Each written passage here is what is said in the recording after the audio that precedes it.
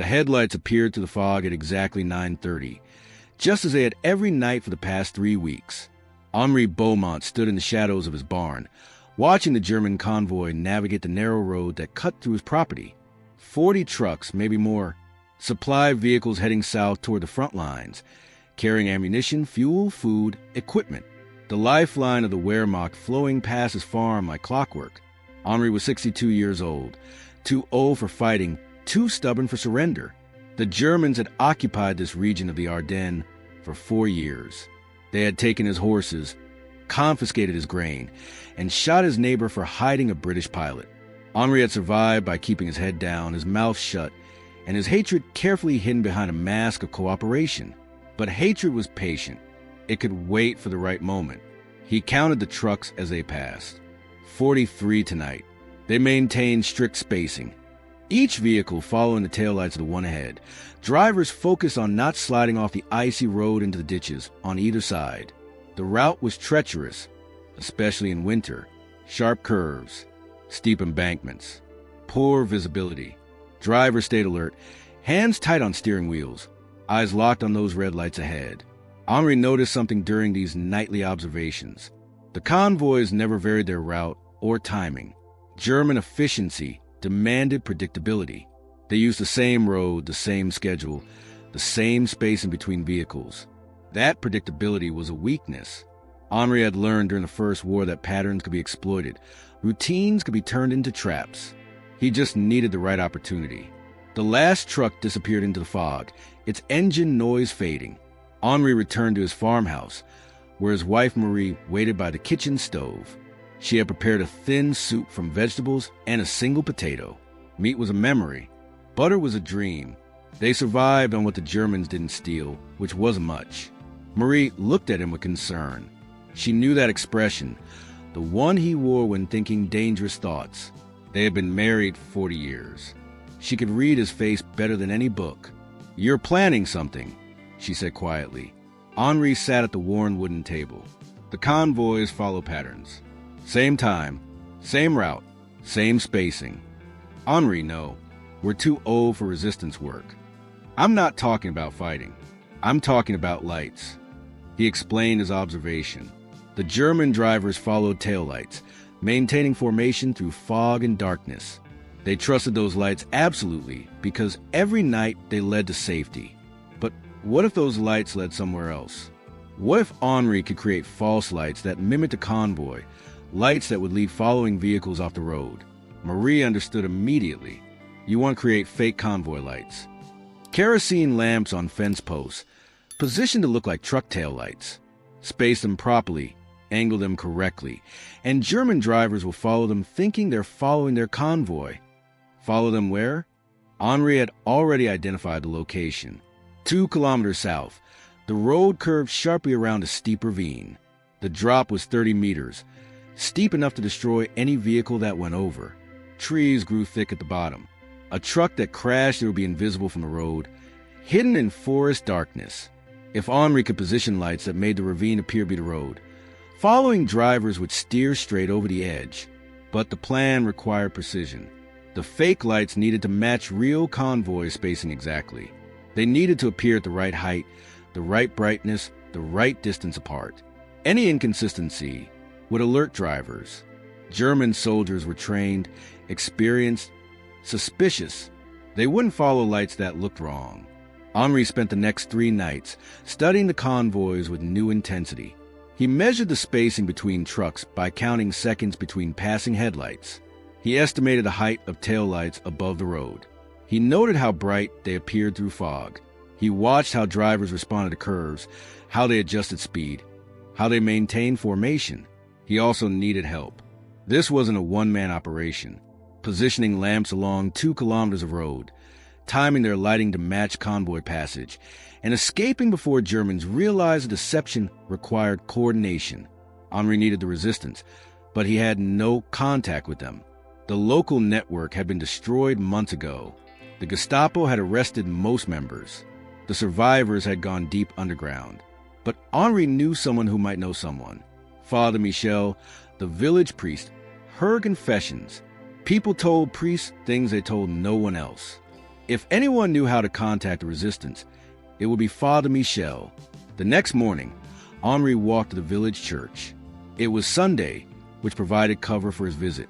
Germans monitored who attended services, noting absences, suspicious patterns. Henri attended regularly, maintaining his mask a compliant peasant who caused no trouble. Father Michel was preparing for Mass when Henri entered. The church was empty, cold, smelling of old stone and candle wax. The priest was a thin man in his 50s who had baptized Henri's children and buried Henri's parents. He looked up as Henri approached, his expression carefully neutral. "I need to speak with you," Henri said quietly. "Not in confession. In planning." Father Michel's eyes revealed nothing. Planning for what? For making Germans drive off a cliff while following lights they think are their own convoy. The priest was silent for a long moment, weighing risks, calculating consequences. Then he nodded slowly. "There are people who should hear this idea. Can you come to the rectory tonight? After dark?" Henri agreed. He attended Mass, sat through the service, and returned home. That night, he walked back to the village, moving through darkness, avoiding the main road where German patrols passed. The rectory was dark when he arrived, but Father Michel opened the door immediately, ushering him inside. 3 other men waited in the small kitchen. Henri didn't know their names and didn't ask. Resistance members used no names, no personal information, nothing that could be tortured from captured comrades. They were simply Pierre, Jacques, and Thomas for tonight's purposes. Henri explained his plan. The fake convoy lights, the ravine, the timing required. The men listened without interruption, their expressions revealing nothing. Pierre spoke first. He was the oldest of the 3 resistance men, somewhere in his 40s, with calloused hands that suggested farm work or manual labor. His voice carried the authority of someone accustomed to making decisions that cost lives. "The concept is sound," Pierre said slowly, "but the execution requires perfect timing. If even one lamp is positioned incorrectly, the entire deception fails." Henri had anticipated this concern. He pulled a hand-drawn map from his coat pocket, spreading it across Father Michel's kitchen table. The map showed the road from his farm to the ravine, with precise measurements he had paced out over the previous nights. He had marked lamp positions, spacing intervals, and a critical curve where drivers would need to believe the ravine was a road. "I've counted the spacing," Henri explained. "Trucks maintain approximately 30 meters between vehicles. Their taillights sit 1.2 meters above the road surface. Kerosene lamps on fence posts at that height, spaced 30 meters apart, will replicate the visual pattern drivers expect." Jacques leaned forward, studying the map. He was younger, maybe 30, with sharp eyes that missed nothing. "How do you account for the lead truck? Real convoys have a front vehicle. Your fake lights start at your farm. What makes the lead driver turn onto the false route?" Henri had considered this problem extensively. The deception required the convoy to split, with lead vehicles continuing on a real road, while following vehicles turned onto the false route marked by his lamps. But truck drivers wouldn't simply turn off the main road without reason. "We create a reason," Henri said. "A broken-down truck blocking the main road, positioned just past my farm. German military procedure requires convoys to maintain movement. If the road is blocked, the convoy commander will look for an alternate route. My lamps will provide that route, appearing to show where the lead vehicles detoured." Thomas, the 3rd resistance member, spoke for first time.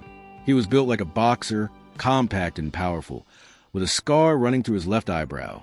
"You're suggesting we actually disable a German truck to create the roadblock?" "Not disable. We use one of their own disabled trucks.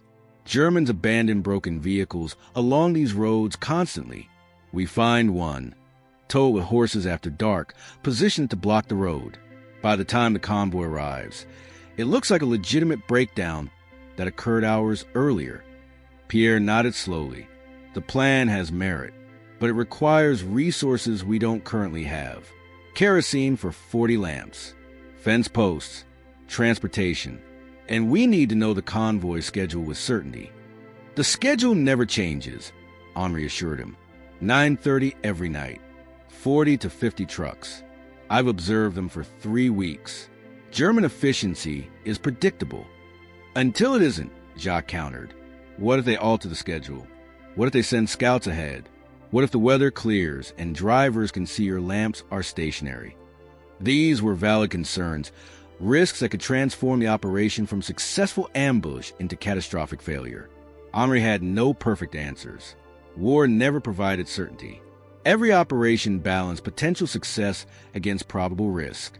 Father Michel had remained silent throughout the discussion, but now he spoke quietly. The convoy carries supplies to the front. If those supplies don't arrive, German soldiers go hungry, run out of ammunition, lack fuel for their tanks. Even if this operation only succeeds partially, destroying even a dozen trucks disrupts their logistics significantly. Pierre stood, walking to the small window that overlooked the empty village square. He was weighing a decision, calculating whether Henry's plan justified the resources and risk. Resistance operations always involve trade-offs. Limited resources meant choosing which operations to support, which to reject. A failed operation wasted materials and exposed members to capture. How many lamps do you actually need? Pierre finally asked. Henri consulted his map. 60 lamps to create a convincing false convoy from my farm to the ravine. Positioned 30 meters apart over 2 kilometers, plus the disabled truck for the roadblock. Kerosene. Each lamp burns approximately half a liter per hour. We only need them lit for 10 minutes, from when the convoy reaches my farm until the last truck follows the false lights. 30 liters total. Pierre turned from the window. We can provide the kerosene and help position the lamps. But we can't provide the lamps themselves. You'll need to source those locally without arousing German suspicion. Henri had already considered this problem. Kerosene lamps were common on farms, used for lighting barns and outbuildings. But acquiring 60 lamps would be noticed, questioned, investigated. He needed a legitimate explanation for possessing that many. I'll tell the Germans I'm expanding my barn operations, Henri said. Claim I'm breeding rabbits for Wehrmacht food supplies. Rabbits require nighttime monitoring. The story justifies buying lambs from other farmers. Jacques smiled slightly, using German occupation as cover to acquire materials to ambush Germans. There's a certain poetry to that. The group discussed logistics for another hour. Pierre would arrange delivery of the kerosene through resistance supply channels. Jacques would locate an abandoned German truck suitable for the roadblock and organize its movement to the required position. Thomas would recruit additional resistance members to help position lamps on the operation night. Father Michel would provide the rectory as a coordination point and maintain communication between team members. Henry's role was acquiring the lamps, preparing positioning sites, and confirming the convoy schedule remained unchanged. The operation was tentatively scheduled for 2 weeks out, allowing time for preparation while maintaining security. As the meeting concluded, Pierre gripped Henry's shoulder. This is dangerous work for a farmer. If the Germans discover the ambush, they'll execute everyone in your village as reprisal. Are you prepared for that consequence? Henri thought of his neighbor, shot for hiding a British pilot. He thought of 4 years watching German trucks carry stolen French resources to feed German armies. He thought of his grandchildren growing up in an occupied country where speaking French too loudly could result in beatings. I'm prepared, Henri said simply. Over the following days, Henri visited neighboring farms, explaining his fictional rabbit breeding operation, offering to buy and use kerosene lamps. Most farmers had extras stored in sheds or attics, relics from before electrification, or kept as backups. Henri paid fair prices, avoided suspicion, and gradually accumulated the lamps he needed. Marie helped him test each lamp, ensuring wicks were trimmed properly and glass chimneys were intact.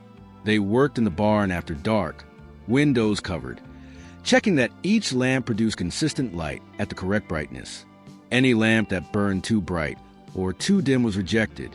Consistency was critical. Henri also prepared the positioning sites, driving fence posts into frozen ground along the route at precisely measured intervals. He disguised his work as fence repair, making the posts appear to serve legitimate agricultural purposes. German patrols occasionally passed his property, but they paid no attention to an old farmer maintaining his fences. The disabled German truck arrived one night, pulled by a team of horses that Jacques and Thomas guided through darkness. The truck was a supply transport that had broken down weeks earlier, abandoned by its crew after mechanical failure. Resistance members had hidden it in a forest, waiting for useful opportunity. Tonight, it found that purpose. They positioned the truck to block the main road just past Henry's farm, angling it to suggest the driver had pulled aside to attempt repairs. They scattered tools nearby, added a punctured tire, and created the appearance of a vehicle disabled hours ago. From the approaching convoy's perspective, the truck would appear as an unfortunate obstacle requiring detour. Everything was ready. The lamps were positioned. The kerosene was distributed. The roadblock was established. The resistance team was briefed. Now they waited for the night of the operation, scheduled for 3 days out, timing coordinated with weather forecasts predicting heavy fog. The fog arrived on schedule, thick and cold, reducing visibility to less than 50 meters. Henri stood in his barn at 8 o'clock, watching moisture condense on the wooden walls. Perfect conditions. The Germans would rely completely on following taillights through this darkness. They would trust those lights absolutely because they would have no other reference points. Jacques arrived first, materializing from the fog like a ghost. He carried a canvas bag containing timing devices, simple mechanical watches synchronized to coordinate the operation. Thomas appeared minutes later with 3 other resistance members Henri had never met. They wore dark clothing, faces blackened with ash, moving with the practiced silence of men who had survived by being invisible. Pierre was the last to arrive, bringing final confirmation from resistance intelligence. The convoy departed their staging area 40 minutes ago. 42 trucks tonight. They're on schedule en route. No indication they suspect anything. The team divided into predetermined positions. 2 men moved to the roadblock truck, ready to light torches that will illuminate the disabled vehicle and force the convoy to stop. 4 men positioned themselves along the false lamp route with kerosene cans, prepared to light each lamp in sequence as the convoy approached. Thomas and another resistance member took positions near the ravine, where they would observe results and provide security. Henri and Pierre remained at the barn with Marie, who had insisted on participating despite Henry's protests. She would help light the initial lamps near the farm, the ones that would first catch German attention and begin the deception. Her hands were steadier than Henry's, less likely to fumble with matches in the critical moments. They waited in darkness, listening to fog muffle all sound. Henri checked his pocket watch repeatedly, counting down minutes. 9 o'clock passed. 9:15. 9:20. The convoy should appear any moment now. Headlights cutting through fog. Engines growling in low gear as drivers navigated the treacherous road. 9:28. Henri heard them. A distant rumble of diesel engines, growing steadily louder. Then the first glow of headlights appeared through fog, diffused and ghostly. The convoy was arriving exactly on schedule, exactly as Henri had observed for weeks. German predictability was about to become German catastrophe. The lead truck reached the roadblock and stopped, its brakes hissing. Henri heard shouting in German, orders being called down the convoy line. The vehicles behind began stopping in sequence, maintaining their spacing even while halted. Discipline remained perfect even in unexpected circumstances. Pierre touched Henry's arm. Now! Henri struck a match, the flame bright in the darkness. He touched it to the first lamp's wick. The kerosene caught, flame spreading, light blooming. Marie lit the second lamp. Pierre lit the third. In rapid sequence, they ignited the lamps closest to the farm, creating a line of lights that curve away from the main road, appearing to show where previous vehicles had detoured around the obstacle, down the false route. Other resistance members were lighting lamps in carefully timed sequence. Each light appeared shortly after the previous one, mimicking the pattern of moving trucks. From the German convoy's perspective, it looked like vehicles ahead were following an alternate route, their taillights disappearing into fog. At the roadblock, the convoy commander made his decision. Henri heard the engines revving as trucks began moving again, but now turning onto the false route, following those promising lights that seemed to show the way forward. The first truck passed Henry's position, so close he could see the driver's face concentrating on following the lights ahead.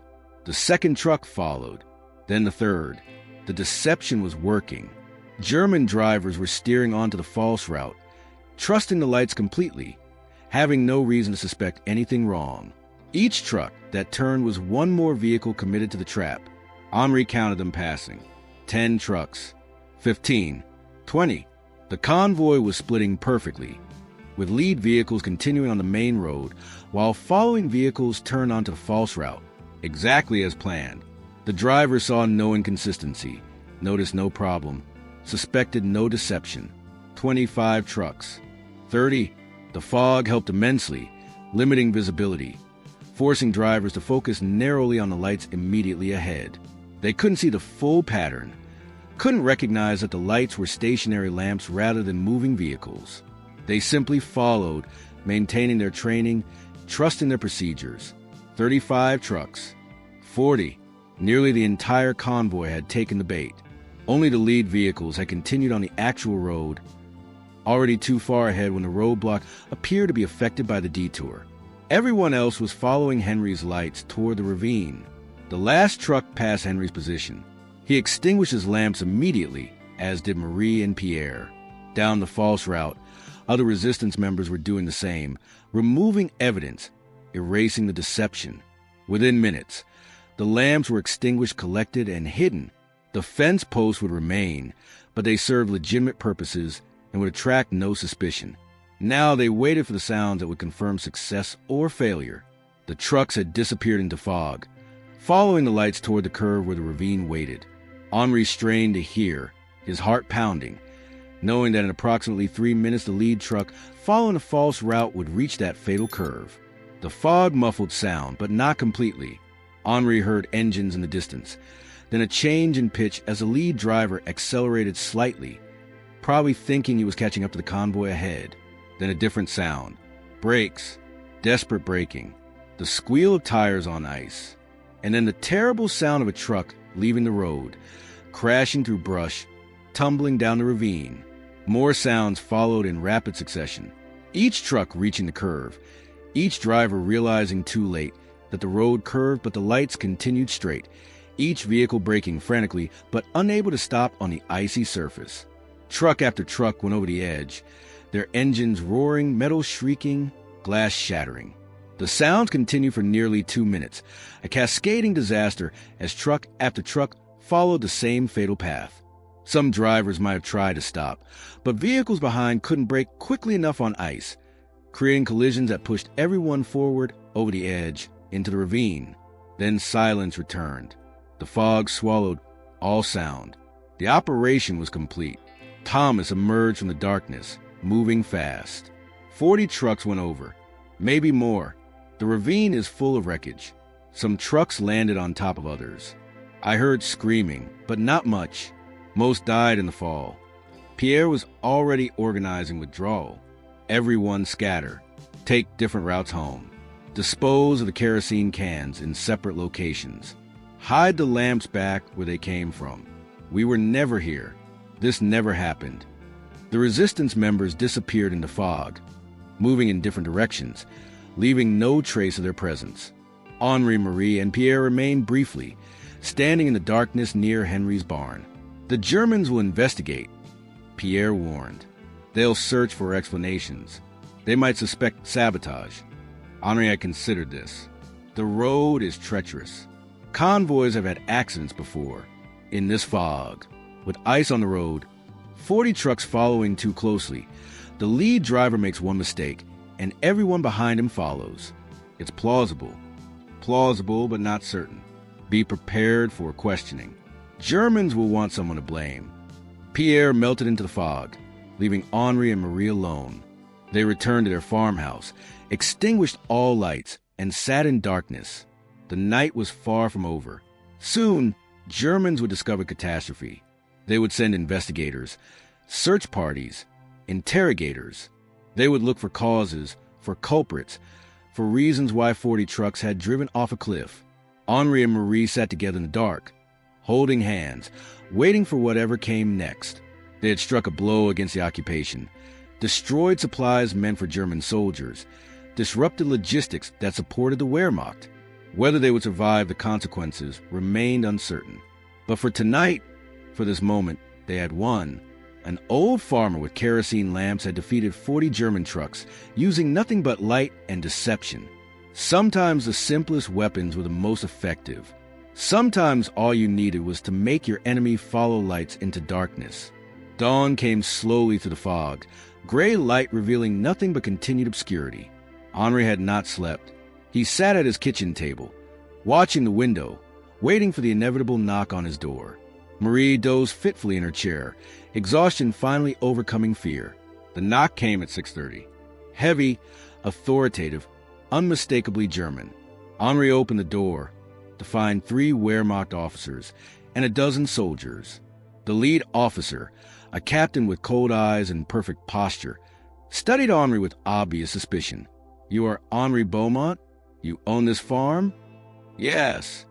"Last night, 40 trucks from a German convoy drove off the road near your property. 40 trucks carrying supplies for our troops. All destroyed. Most of the drivers dead."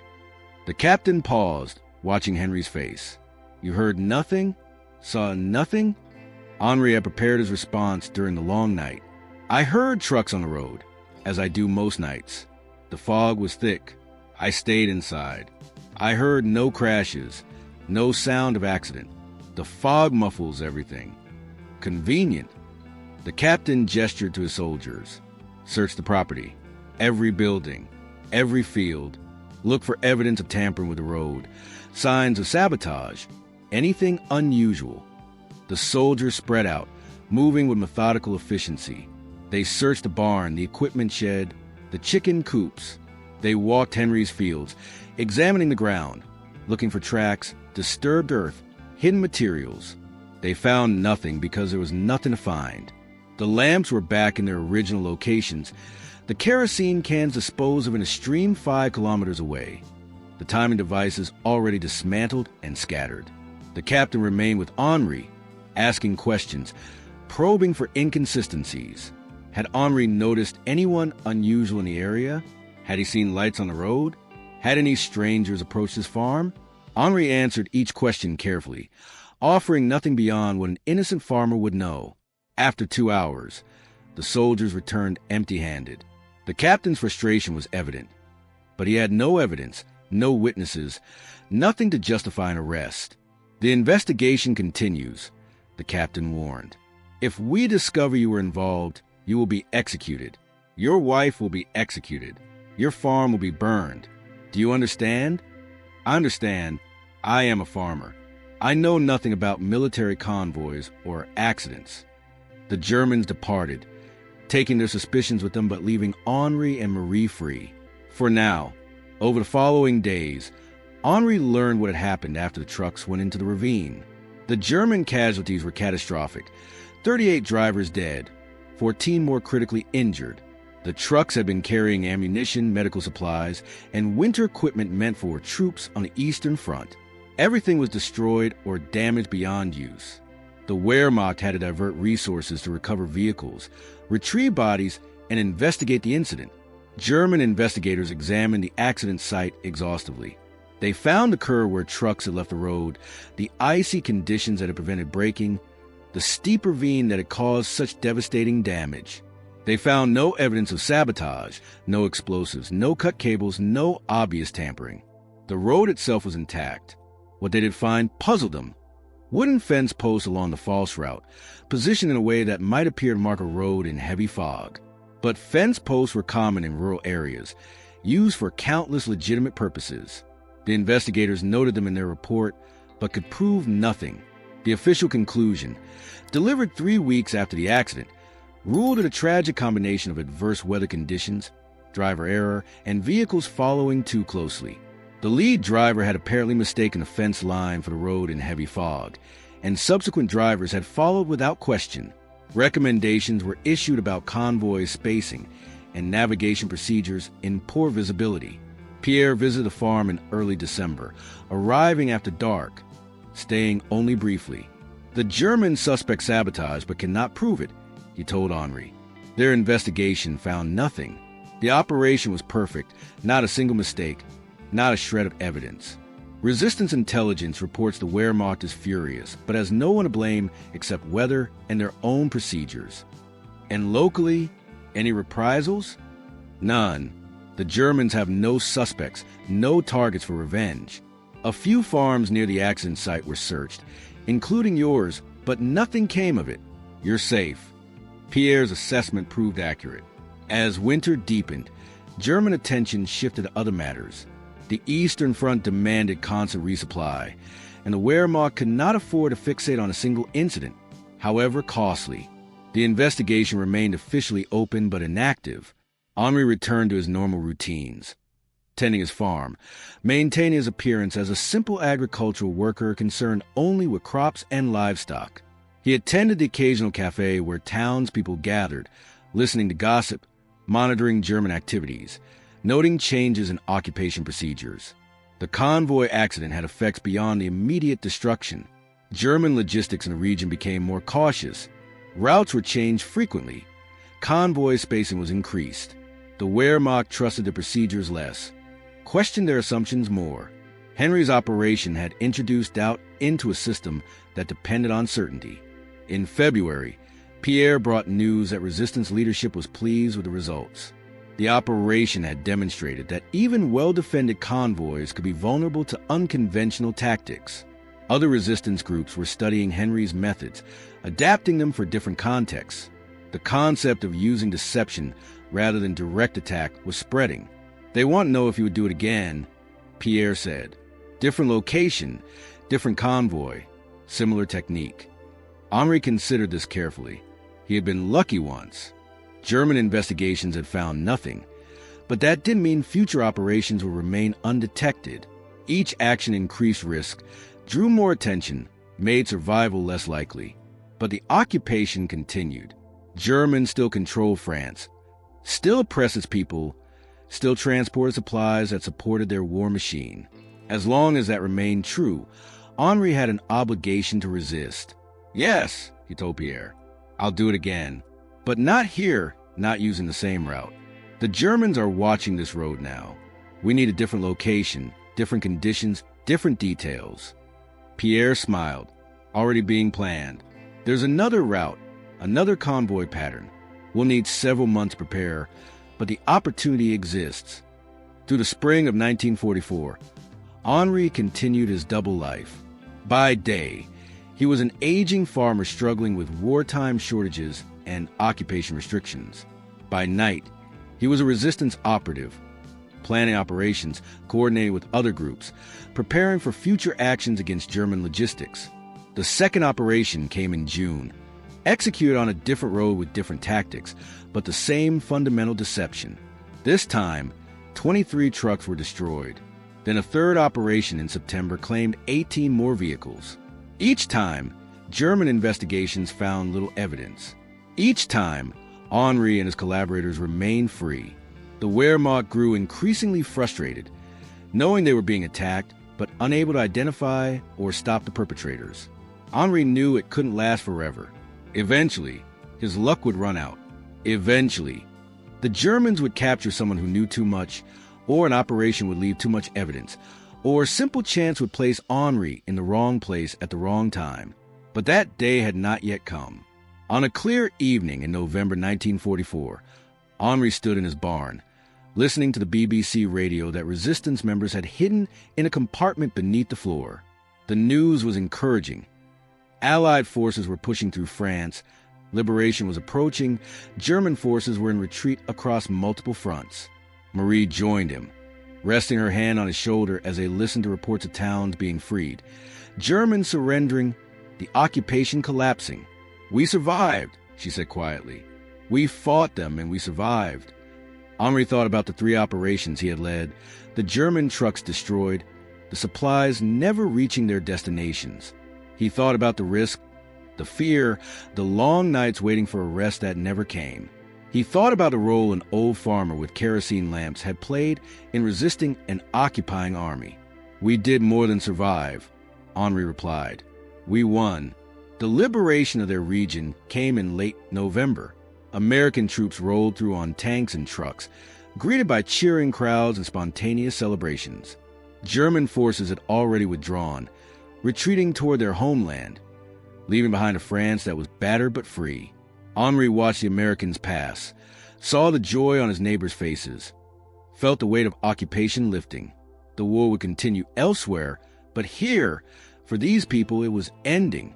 Pierre found Henri several days after liberation, appearing at the farm in daylight for the first time in 4 years.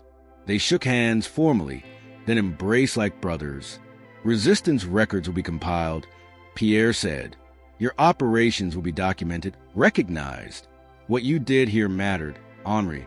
Those convoys you destroyed, those supplies that never reached German troops. That was part of how we won. I was just an old farmer with some lamps. You were more than that. You proved that ordinary people could fight extraordinary oppression. You showed that cleverness could defeat strength. That mattered. After Pierre left, Henri walked his fields as the sun set, the same fields he had worked for decades, the same land that had witnessed occupation, resistance, and liberation. The war had changed everything, but the land remained constant, enduring, patient. He had been called to fight in ways he never imagined. He had used tools no one considered weapons. He had survived when survival seemed impossible. Most importantly, he had refused to accept defeat.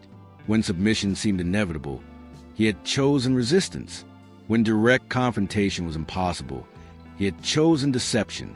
When victory seemed unreachable, he had reached for it anyway. Henri returned to his farmhouse as darkness fell, ready to begin rebuilding what the war had damaged, ready to live in a free France once more. The lights that led Germans into darkness had ultimately led France toward dawn.